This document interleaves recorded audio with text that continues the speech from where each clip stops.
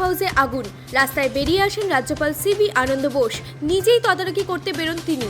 এরপর ঘটনাস্থলে পৌঁছন কলকাতার পুলিশ কমিশনার বিনীত গোয়েলও।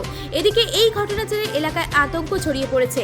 এদিন খবর পেয়ে ঘটনাস্থলে ছুটে আসে দমকলের বেশ কয়েকটি ইঞ্জিন। ইতিমধ্যে ছাদের বেশ কিছুটা অংশ ভেঙে পড়েছে, এলাকা থেকে গিয়েছে কালো ধোঁয়ায়।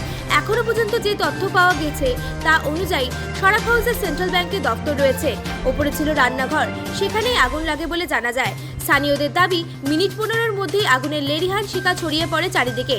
আগুন এত ভয়াবহ আকার ধারণ করে যে ছাদের বেশ কিছু অংশ খসে পড়তে শুরু করে। আগুন নিয়ন্ত্রণে আনতে রীতিমতো হিমশিম খেতে হচ্ছে দমকল কর্মীদের।